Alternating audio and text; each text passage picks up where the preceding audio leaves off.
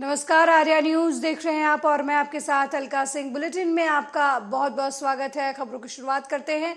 National conference के नेता उमर अब्दुल्ला का धारा 370 मामले में आज सुप्रीम कोर्ट में सुनवाई को लेकर बयान सामने आया है। उन्होंने कहा कि हमें न्याय मिलने की उम्मीद है। हम यहाँ जम्मू कश्मीर के लोगों की ओर से इस उम्मीद के साथ हैं कि हम ये साबित कर सकें कि 5 अगस्त 2019 को जो हुआ वो असंवैधानिक था। तब इंसाफ की उम्मीद है। इस मुल्क का जो भी बाशिंदा अदालत के दरवाजे खटखटाता है, वो इस उम्मीद से खटखटाता है कि उनको इंसाफ मिले। और हम जम्मू कश्मीर के आवाम की तरफ से यहाँ सुप्रीम कोर्ट का दरवाजा खटखटाने आए हैं इस उम्मीद के साथ कि हम ये साबित कर सकें कि 5 अगस्त 2019 जो जम्मू कश्मीर के साथ हुआ वो गैर कानूनी था, गैर आईनी था। और यही हमारा मौक़िफ़ रहेगा अदालत में। नू हिंसा पर हरियाणा के सीएम एमएल खट्टर का बयान सामने आया है। उन्होंने कहा कि नू घटना में अभी तक की जानकारी में 6 लोगों की मौत हुई है, जिनमें से 2 होमगार्ड और 4 आम नागरिक है। राज्य पुलिस की 30 कंपनी और केंद्रीय सुरक्षा बल की 20 कंपनी तैनात है। केंद्रीय सुरक्षा बल की 20 कंपनियों में से हमने 3 पलवल, 2 गुरुग्राम, 1 फरीदाबाद और 14 कंपनी नूह में तैनात की है। अभी तक 116 लोगों को गिरफ्तार किया गया है, जिनकी आज रिमांड ली जाएगी। जनता से अपील है कि वे शांति बनाए रखें और किसी भी तरीके की घटना को आगे न बढ़ने दें। नूह की जो एक दुर्भाग्यपूर्ण दर्दनाक जो घटना हुई, उस घटना में काफ़ी बड़ी मात्रा में नुकसान हुआ और अभी तक की जानकारी में 6 लोगों की मृत्यु हुई है। 2 होमगार्ड के लोग हैं, 4 सिविलियंस हैं और अनेकों घायल हुए हैं, जो नल्लड़ हॉस्पिटल में, मेदांता हॉस्पिटल गुरुग्राम में, अन्य अस्पतालों में दाखिल हैं, जिनकी देखरेख उपचार किया जा रहा है। और पुलिस की जो 30 कंपनीज हरियाणा की और 20 अन्य कंपनी जो केंद्रीय सुरक्षा बलों की हमको मिली थी, जिनमें से 20 में से 3 हमने पलवल में, 2 गुरुग्राम में, 1 फरीदाबाद में और 14 जो कंपनीज हैं वो नूह जिले में डिप्लॉय की गई हैं। और सब मिलकर के वहाँ एक जो षड्यंत्रकारी इस प्रकार से थे, जो दोषी लोग थे, उनको पकड़ा जा रहा है। उनके लिए सर्च ऑपरेशन भी किया गया है और जो लोग भागे हुए हैं उनको पकड़ने की कोशिश की जा रही है। अभी तक 116 लोग ये अरेस्ट हो चुके हैं और उनको आज उनका रिमांड लिया जाएगा ताकि उनसे और जानकारी लेकर के जो भी लोग इसमें दोषी पाए जाएंगे उनको पकड़ करके उनके खिलाफ सख्त से सख्त कार्रवाई की जाएगी। किसी को भी बख्शा नहीं जाएगा। हाँ, जो आम नागरिक हैं उनकी सुरक्षा करना ये हमारा दायित्व है। उस सुरक्षा के लिए हमारी जो सुरक्षा एजेंसीज हैं, हमारी पुलिस है, वो सतर्क है। बाकी हरियाणा में भी जो कोई छोटी मोटी घटनाएं हुई हैं वो सब कंट्रोल कर ली गई हैं, स्थिति सामान्य हो गई है। मेरी जनता से अपील भी है कि वो लोग शांति बनाए रखें और चूँकि आपसी तनाव में भाईचारा बिगड़ता है, भाईचारा बना करके रखने से ही अपने प्रदेश की खुशहाली है, तो किसी प्रकार की घटना को आगे न बढ़ने दें।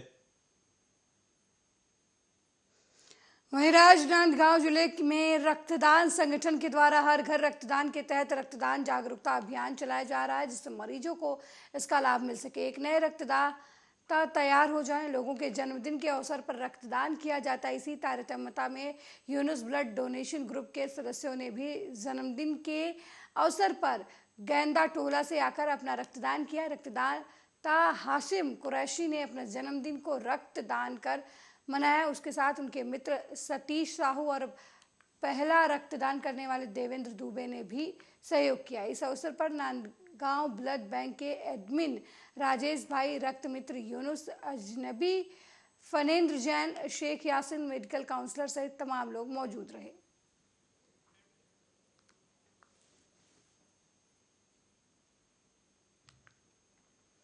वहीं आईसीईएमए के वार्षिक सत्र में केंद्रीय मंत्री नितिन गडकरी भारत को दुनिया की सबसे तेजी से बढ़ती अर्थव्यवस्था बताया। उन्होंने इस दौरान कहा कि हमने अब ट्रकों में एसी केबिन अनिवार्य कर दिया है और काम के घंटे तय करने की योजना बना रहे हैं। अब हम दुनिया में सबसे तेजी से बढ़ती अर्थव्यवस्था हैं।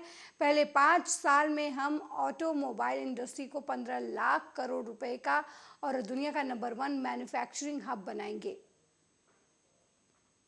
के लिए तो इसका भी उपयोग आप करिए। मैं आपको विश्वास के साथ बता रहा हूँ, जिस प्रकार से रोड इंफ्रास्ट्रक्चर में डेवलपमेंट हुई, उसी प्रकार से माइनिंग सेक्टर में अर्बन इंफ्रास्ट्रक्चर को डेवलप करने के लिए और इंडस्ट्रियल इंफ्रास्ट्रक्चर में भी उसी गति से अब डेवलपमेंट होने वाली है। और इसलिए पावर सेक्टर में भी हो रही है। तो water, power, transport and communication, ये चार बातें हुए बिना कैपिटल इन्वेस्टमेंट और इंडस्ट्री नहीं आएगी, और इंडस्ट्री और कैपिटल इन्वेस्टमेंट नहीं आएगी तो उसके बिना ग्रोथ नहीं बढ़ेगी, रोजगार निर्माण नहीं होगा, और रोजगार निर्माण नहीं होगा तो गरीबी दूर नहीं होगी। और इसलिए we are the fastest growing economy in the world now, और ये जो 5वें से तीसरे नंबर पर जाना है। और ऑटोमोबाइल इंडस्ट्री में तो मैंने कहा है कि 5 साल के अंदर हम 15 लाख करोड़ की इंडस्ट्री बनेंगे और वर्ल्ड की नंबर 1 मैन्युफैक्चरिंग हब हम बनेंगे। ये हमारा उद्दिष्ट भी है और आपके सबके सहयोग से वो निश्चित रूप से पूरा होगा, इस बात का मुझे विश्वास भी है। वहीं संसद में दिल्ली सेवाओं पर केंद्र के विधेयक पर छत्तीसगढ़ के सीएम भूपेश बघेल का बयान सामने आया है। वे अपने बहुमत का दुरुपयोग कर रहे हैं। इसका मतलब है कि आप विरोध करेंगे तो आपका परिणाम दिखेगा। ये है कि बहुमत का दुरुपयोग कर रहे हैं। जो सुप्रीम कोर्ट ने उसे बहाल किया था, उसके विरोध में फिर से उन्होंने जारी किया। इसका मतलब ये है कि आप विरोध करेंगे तो हर्ष देख लीजिए। ये है कि बहुमत का दुरुपयोग कर रहे हैं। जो सुप्रीम कोर्ट ने उसे बहाल किया था, उसके विरोध में फिर से उन्होंने जारी किया। इसका मतलब ये है कि आप विरोध करेंगे। वहीं संसद में विपक्ष की मणिपुर पर चर्चा के लिए पीएम की मौजूदगी की मांग पर राजद प्रमुख लालू प्रसाद यादव का बयान सामने आया है। लालू प्रसाद यादव ने कहा कि पीएम दोषी हैं, इसलिए वो इसका सामना करने में असमर्थ हैं। जब उनसे उनके कथित बयान के बारे में पूछा गया कि 2024 का लोकसभा चुनाव हारने के बाद पीएम मोदी विदेश में जाएंगे, तो उन्होंने कहा कि उन्हें बाहर जगह मिल रही है, उन्हें मार्कोस की तरह भागना होगा। उन्होंने बहुत पाप किए हैं। दोषी हैं ये प्रधानमंत्री वहाँ काम के लिए, इसे फेस नहीं कर पा रहे हैं। इनको आँख में पानी नहीं है। बंद नहीं हुआ डिग्गी पीछे, बिल्कुल खुला भी आधा ही और बंद भी आधा ही हुआ। सारा देश थू थू कर रहा है प्रधानमंत्री के सेक्शन। चल है ही, जगह ले रहे हैं बाहर में, मार्कोस की तरह भागे हैं। मार्कोस की तरह भागना पड़ेगा इनको। वहीं आज राष्ट्रपति द्रौपदी मुर्मू से मुलाकात करने पर राज्यसभा में विपक्ष के नेता मल्लिकार्जुन खड़गे का बयान सामने आया है। उन्होंने कहा कि वो सुबह राष्ट्रपति से मिलेंगे और उनको मणिपुर की स्थिति और राज्य के यात्रा के अपने अनुभव से अवगत कराएंगे। जो हमारे डेलीगेट्स मणिपुर जाकर आए हैं, उन्होंने वहाँ की हालत देख ली है। जो आखिर देखे हालत वो प्रेसिडेंट ऑफ इंडिया को हम बताना चाहते हैं, और हमारे 21 मेंबर का डेलीगेशन प्लस और जो फ्लोर लीडर्स जो यहाँ पर उपस्थित है, वो भी हम सभी मिलके उनको अवगत कराएंगे। ये सिचुएशन बहुत वहाँ पर गंभीर है, और एक हमारे प्रेसिडेंट भी एक ट्राइबल कम्युनिटी से आते हैं, उनको भी इसकी चिंता है, हम सभी महसूस करते हैं। और मणिपुर का जो इंसिडेंट्स है और जो आज मणिपुर में जो हो रहा है, ये सारे दुनिया में इसका फैल गया है। तो इसीलिए हम ये चाहते हैं कि 11:30 बजे हम मैडम से मिलेंगे, अध्यक्ष से मिलकर पूरी बात कहेंगे। वहीं चुनावी रणनीतिकार प्रशांत किशोर ने एक बार फिर बिहार के मुख्यमंत्री नीतीश कुमार पर करारा हमला बोला। इस बार प्रशांत किशोर के हमले की जद में राष्ट्रीय जनता दल के सुप्रीमो लालू यादव और बिहार के उप मुख्यमंत्री तेजस्वी यादव भी आए। जातीय जनगणना को लेकर मौजूदा सरकार पर निशाना साधते हुए प्रशांत किशोर ने कहा कि मैं शुरुआती दौर से कहता आ रहा हूं कि सबसे पहले नीतीश कुमार और तेजस्वी यादव से पूछा जाना चाहिए कि इसका कानूनी आधार क्या है। उन्होंने कहा कि आज ये आम लोगों की आंखों में धूल झोंकने के लिए सर्वे करवा रहे हैं।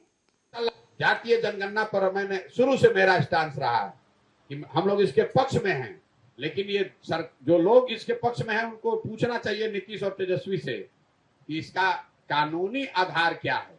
ये आंख में धूल झोंकने के लिए आप लोगों को बेवकूफ बना रहे हैं, सर्वे पर खर्च कर रहे हैं। क्या हुआ नतीजा? जब वो राज्यों का अधिकार क्षेत्र है ही नहीं, जब आपने उसके लिए कोई कानून बनाया नहीं, इनको जातीय जनगणना कराना है। आप ये बताइए कि 17 साल से नीतीश कुमार है ना मुख्यमंत्री, काहे नहीं कराए पहले जातीय जनगणना? 15 साल लालू यादव थे ना यहाँ पर मुख्यमंत्री, आरजेडी की सरकार थी ना, तो उनको किसने रोका था जातीय जनगणना कराने से? अब ये ज्ञान हुआ है। अरे अब कुछ हाथ में दिख नहीं रहा है, सामने चुनाव है तो बाप बाप कर रहे हैं, समाज को बांट के किसी को कि तुम्हारे 32 साल से लालू नीतीश यहाँ मुख्यमंत्री हैं, जातीय जनगणना क्यों नहीं कराया? अगर राज्य के अधिकार का ये मामला है तो जातीय जनगणना क्यों नहीं कराई गई, ये तो बताइए। पहली बात तो जनगणना है ही नहीं, वो सर्वे है ना। इनको कराना है ना, इनको तो खाली उस पर राजनीति करनी है। जातियों में समाज बटा रहे, सारा समाज अशिक्षित अनपढ़ रहे, तभी तो किसी 10वां फेल 9वां फेल आदमी को कोई नेता मानेगा।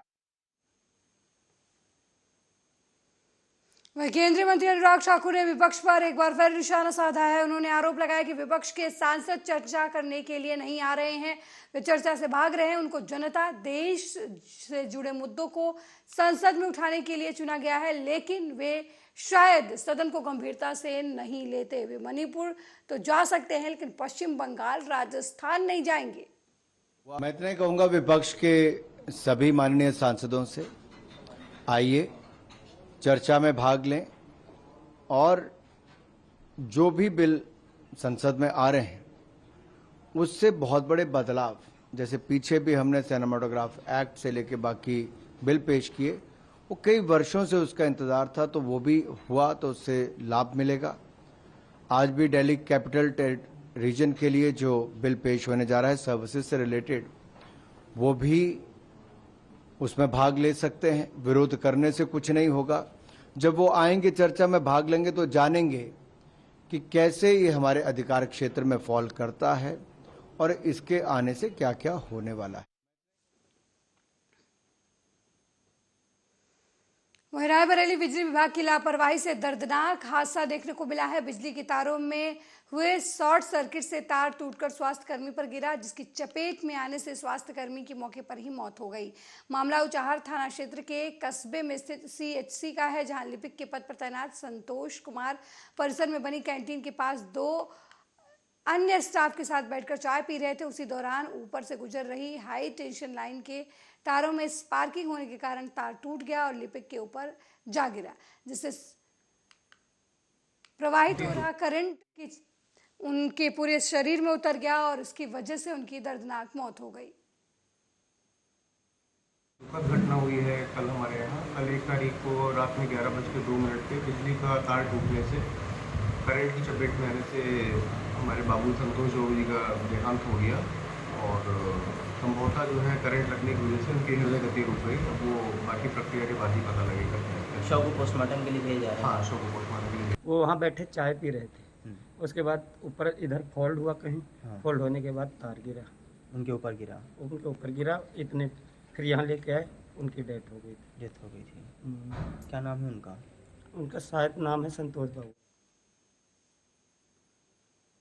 वहीं सपा विधायक पल्लवी पटेल के बीजेपी में शामिल होने की चर्चा को लेकर अपना दल के कार्यकारिणी अध्यक्ष आशीष पटेल का बड़ा बयान सामने आया है। उन्होंने कहा कि एनडीए का दिल बहुत बड़ा है, यहाँ सबका स्वागत है, हमारे साथ 38 दल हैं। देखिए, मिर्जापुर के लिए बड़ा मैं प्रसन्नता के साथ बताना चाहता हूँ कि हमारी सरकार का माननीय मुख्यमंत्री श्री योगी आदित्यनाथ जी के नेतृत्व में प्रयास है कि ये जो 4 इंजीनियरिंग कॉलेज निर्माणाधीन हैं इनके लिए हम इस साल से, इसी सत्र से एडमिशन प्रारंभ कर दें और उसी दिशा में हमारी सरकार आगे बढ़ रही है। उसी परिप्रेक्ष्य में कि कक्षाएँ कहाँ प्रारंभ होंगी, कैसे व्यवस्थाएं आगे बढ़ें, एडमिशन्स के बाद बच्चों के लिए क्या किया जाए, उसी का मैं निरीक्षण करने यहाँ पर आया हूँ। वहीं सरकार की तरफ से चलाई जा रही प्रधानमंत्री और मुख्यमंत्री आवास योजना के तहत लाखों लोगों को आवास दिलाने के दावे किए गए, लेकिन धरातल पर तमाम ऐसे लोग हैं जो अभी तक सिर पर छत पाने के लिए सरकारी कार्यालयों के चक्कर लगा रहे हैं। आगरा के 52 साल के बुजुर्ग दंपत्ति 13 साल से मकान के लिए बैसाखी के सहारे नगर निगम के चक्कर काट रहे हैं। कभी तहसील या फिर कभी जिलाधिकारी कार्यालय के बाहर नजर आते हैं, लेकिन अभी तक उन्हें मकान नहीं मिल पाया है। आगरा के जगदीशपुरा सेंट्रल जेल के पीछे रहने वाले 52 साल के सर्वेश कुमार और उनकी पत्नी गुड्डू देवी शायद ही ऐसा कोई सरकारी कार्यालय होगा जो उन्होंने छोड़ा होगा, जिसकी चौखट पर वो अपनी अर्जी लगाने नहीं गए होंगे। लेकिन पिछले 13 साल से उन्हें उम्मीद है कि शायद एक दिन अधिकारियों का दिल पसीज जाए और उनके सिर पर खुद की छत हो। सर्वेश कुमार ने सालों पहले कांसीराम आवास योजना में आवेदन दिया था, लेकिन उसके बावजूद अभी तक आवास नहीं मिला। हमारे पिताजी 13 सालों से मकान के लिए घूम रहे हैं। आपके नगर निगम, डीएम कार्यालय और तहसील दिवस में जाते हैं, भागते भागते पिताजी और इस समय घर पर पड़े हुए हैं, मकान नहीं मिला। अब मैं विकलांग हो गया हूँ एक्सीडेंट से, तो अब विकलांग होने के बाद अब मैं भी आया हूँ डीएम साहब के कार्यालय और उनको मैंने कागज़ दिए हैं। उन्होंने मेरी हिम्मत बढ़ा दी है और मुझे मकान मिलने की शायद उम्मीद है। ये बताओ परिवार में कौन कौन है, कैसे घर चलता है? मेरे परिवार में 4 लोग हैं। मेरे बड़े बूढ़े माता पिता हैं, आंखों से दिखाई नहीं देता, कम दिखाई देता है, आंखें बनी हैं उनकी। ये मेरी बगल में घरवाली हैं और ये आपके ये कोठी पे काम करती हैं, चौका बर्तन करती हैं, तब घर का खर्चा चलता है। फिलहाल कैसे रहते हैं? अब तो ये है भाई अकेली ये तीनों का खर्चा चला रही हैं, घर का बर्तन और किराए के मकान में रहते हैं। हमारे वहीं यूपी के बुलंदशहर में खुर्जा देहात कोतवाली के गांव धरारी से लौट रहे मजदूरों से भरी इको कार अनियंत्रित होकर नाले में पलट गई। इस हादसे में एक मजदूर की मौत हो गई, 10 घायल हो गए। वहीं 3 मजदूरों की हालत गंभीर बताई जा रही है। घटना की जानकारी पर पहुंची पुलिस ने ग्रामीणों की सहायता से घायलों को अस्पताल में भर्ती कराया।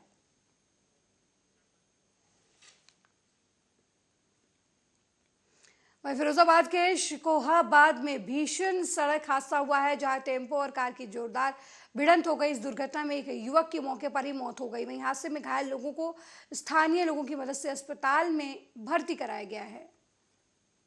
थोड़ी देर पहले एटा रोड पर एक कार और टेम्पो में दुर्घटना हुई थी, जिनमें एक को मृत अवस्था में लाया गया था, बाकी 6 काफी गंभीर हालत में थे। उनको प्राथमिक उपचार के बाद में रेफर कर दिया गया। क्या स्थिति जबकि है उन लोगों में? उनकी हालत हल्की गंभीर ही है, जबकि उनको तुरंत रेफर किया गया। प्राथमिक मैनेजमेंट करने के बाद में उनको रेफर कर दिया। थोड़ी देर पहले वहीं हमीरपुर से पुलिस की गुंडाई का वीडियो सामने आया है। वीडियो में पुलिस वाला शराब की नशे में शाकाहारी भोजनालय में मुर्गा लेकर पहुंच गया। वहीं जब होटल संचालक ने इसका विरोध किया तो सिपाही होटल संचालक के साथ गाली गलौज करने लगा। सदर कोतवाली के पंडित भोजनालय का ये मामला बताया जा रहा है।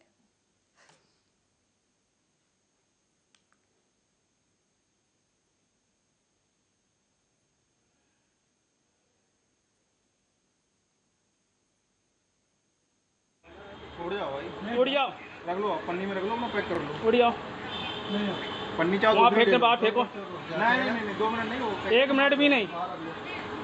औकात बता दिया तुमने आज। जाओ जाओ, खड़े हो जाओ। हमारे मना है ना भैया। ये तस्वीरें हम आपको हमीरपुर से दिखा रहे हैं, जहां पर पुलिस वाले की गाली गलौज करती हुई तस्वीरें जो है वो सामने आई है। पुलिस वाला वर्दी की रौब में शाकाहारी भोजनालय में मुर्गा लेकर पहुंच गया और वहां बिना अनुमति के बैठकर खाना शुरू कर दिया। हालांकि होटल संचालक ने जब उसका विरोध किया तो होटल संचालक के साथ पुलिस वाले ने गुंडागर्दी करते हुए गाली गलौज की। यहाँ मना है कि नहीं? यहाँ मना पता है ना? बस तो अरे यार, रहने दो भाई, समय खड़े हो जाओ। रहने दो, हटाओ हटाओ, खड़े हो जाओ, उड़ जाओ भाई, उड़ जाओ, रख लो पन्नी में रख लो, अपना पैक कर लो, उड़ जाओ, पन्नी चाहो वहाँ दूसरी फेंकने दे दो। बाहर फेंको। नहीं 2 मिनट नहीं, वो 1 मिनट भी नहीं, औकात बता दिए तुमने आज। जाओ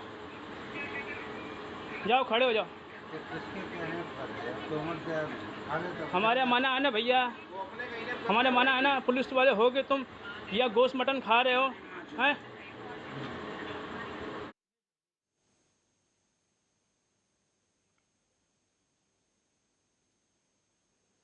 वहीं बारिश के मौसम में आकाश में बिजली के चलते अब मौतों का आंकड़ा घट सकेगा। योगी सरकार की पहल पर रायबरेली में गांव-गांव लाइटनिंग अरेस्ट लगाने के लिए सर्वे का काम शुरू हो गया। इसके तहत गांव के सबसे ऊंचे स्थान पर खेतों के आसपास जहां ग्रामीण मवेशी चराते हैं, खेतों में काम करते हैं, वहां एक विशेष मेटल का रॉड को स्थापित किया जाएगा। आकाशीय बिजली गिरने के दौरान ये मेटलिक रॉड उसे अर्थिंग देगा, जिससे आसपास के ग्रामीण पूर्णतः सुरक्षित रहेंगे।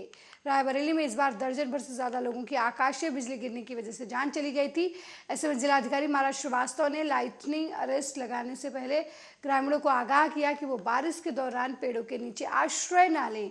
आकाशीय बिजली अर्थिंग लेने के लिए इन्हीं पेड़ों पर गिरती है, जिससे इनके नीचे खड़े लोग चपेट में आ जाते हैं। बिजली की वजह से लोगों की जान चली जाती है। तो एक तो आपके माध्यम से मैं सबको अपील करना चाहूँगी और उनमें ये जागरूकता लाना चाहूँगी। जैसे बरसात में हम लोग अक्सर देखते हैं जब लाइटनिंग की स्थिति होती है, आकाशीय बिजली कड़कती है, तो कई बार लोग पेड़ों के नीचे जाकर आश्रय लेने का प्रयास करते हैं, लेकिन वो ना किया जाए, उसको अवॉइड किया जाना है, क्योंकि उसी से फिर वो अट्रैक्ट होती है। उसके अलावा हम लोग को ये भी बताया गया है कि जो ग्राम पंचायतें हैं उसमें अगर लाइटनिंग अरेस्टर्स लोग अपना लगवा लेंगे, एक सिंपल रॉड है, मेटल रॉड, उसको लगवा लें जैसे खेत के एक एंड पॉइंट पे या अपने घर के सबसे ऊंचे स्थल पे, तो उससे लाभ मिलेगा और जीव जान बचाई जा सकेगी। उसके अलावा हम लोग भी अपनी तरफ से एक सर्वे करा रहे हैं ताकि हम लोग को पता चल सके जहाँ जहाँ लाइटनिंग अरेस्टर्स नहीं है तो कम से कम ग्राम पंचायतों में जो ऊंचाई के स्थल है उसमें इसको इंस्टॉल करके, बजट के आधार पे उसको इंस्टॉल करके उस पर हम लोग आगे ये होगा कि जानें बचेंगी और इस तरह से लोगों को लाभ। वहीं समराला में डीजीपी पंजाब गौरव यादव के निर्देश पर पुलिस जिला खन्ना की एसएसपी अमनीत कौंडल के नेतृत्व में केसो ऑपरेशन के तहत पुलिस को बड़ी कामयाबी मिली है। पंजाब पुलिस के कार्डिन और सर्च ऑपरेशन के तहत एसएसपी अमनीत कौंडल की निगरानी में संदिग्ध जगहों पर ऑपरेशन कई घंटे चलाया गया। जिले भर में 184 संदिग्ध व्यक्तियों और 77 व्हीकल्स समेत 100 के करीब घरों की चेकिंग की गई। चेकिंग के दौरान पुलिस के हाथ जहां नशीले पदार्थ लगे, वहीं अवैध हथियार भी बरामद हुए। इस ऑपरेशन के तहत अलग अलग धाराओं में 7 मामले दर्ज करके 9 आरोपियों को गिरफ्तार किया गया है। जिंदे विच असी टोटल 7 FIR दर्ज कीतियां ने और उन्हां दे विच 9 गिरफ्तार हो गए ने, 2 की गिरफ्तारी अजे बाकी है। इन्हां दे कोलों 75 ग्राम हीरोइन, 17 ग्राम कैमिकल, 1 नजायज असला, 32 बोर का रिवाल्वर प्लस 10 कारतूस जिंदा और 3 फैले हुए कारतूस जोड़े ने वो असीं बरामद कीते। कितनी लेडीज ने कितने जेंट्स हैं? ਇਹਦੇ ਵਿੱਚ 2 ਲੇਡੀਜ਼ और ਜਿਹੜੇ 7 जेंट्स कल गिरफ्तार कर लए ने, 2 जेंट्स की गिरफ्तारी। ਮਾਛੀਵਾੜਾ ਸਾਹਿਬ ਦੇ ਕਿੰਨੇ ਨੇ ਤੇ ਇਹਦੇ ਵਿੱਚ ਮਾਛੀਵਾੜਾ ਸਾਹਿਬ ਤੋਂ ਕੱਲ 3 गिरफ्तार ਕੀਤੇ ਗਏ ਨੇ, 1 ਦੀ गिरफ्तारी बाकी है। और ਜਿਹੜਾ ਸਮਰਾਲਾ ਸੀ, ਸਮਰਾਲੇ ਦੇ ਵਿੱਚੋਂ ਅਸੀਂ ਤਕਰੀਬਨ 6 गिरफ्तार कर लए, 1 ਦੀ फैमिली भी है कोई? बिल्कुल, ਇਹਦੇ ਵਿੱਚ ਇੱਕ ਮੀਆਂ ਬੀਬੀ ਨੇ ਜਿਹੜਾ ਤੇ ਪਹਿਲੋਂ ਵੀ ਹੀਰੋਇਨ ਦੇ ਮੁਕੱਦਮੇ ਦਰਜ ਨੇ और एक लिविंग रिलेशन।